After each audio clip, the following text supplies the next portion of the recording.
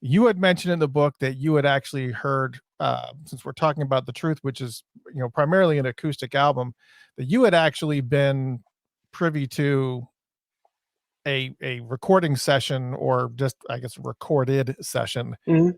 of an acoustic blues album that he has that's, I guess, still sitting in the vault. Can you tell me a little bit about what that Well, was? Or what I was privy to was him playing acoustic blues while I was photographing him. And I said to him, I said, when are you going to put that record out? He goes, I'm saving it for when I'm old.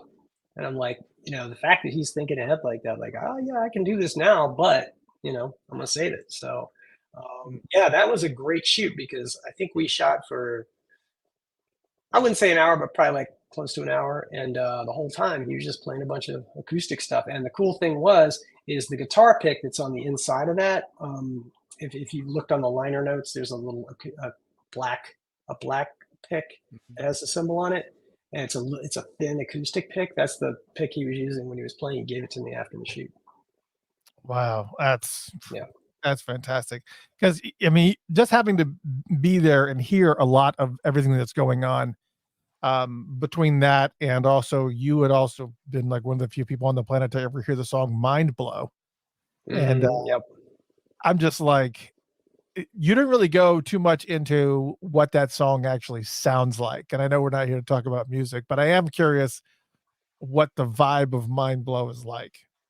It was very quiet and it was all acoustic and it was very short, but it was also very personal um, type of vibe to it, which is I'm guessing that's probably why I didn't make the cut. To be honest, it's one of those things like probably put down and then liked it for a minute and then it was like, so.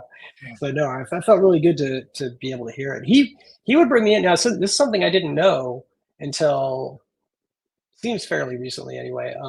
But some of the musicians that were in there with him told me that he didn't bring people into the studio that weren't the musicians or the people that worked with him in the studio. He says they were like, you're the only person he'd ever bring in here and let hang out while he was recording and stuff. So that was really cool. I didn't realize that. I just thought that was like, if he was happy with something you did, he'd be like, come hear me play. Because who wouldn't want to hear me play? Like I do. I definitely do. I guess that's not everybody's idea of a reward, but it's mine. So yeah, I was very fortunate in that regard. And it was hilarious because I remember times where he'd call me down and he'd just be playing a riff on the guitar and he would start talking to me while he's laying the track down. And he'd be like, so what do you think of this? I said, oh, it sounds great. And he goes, yeah, this is going to be good. I'm just like, wow, this is so cool. Yeah. Yeah, It I've heard was, it lots of was incredible.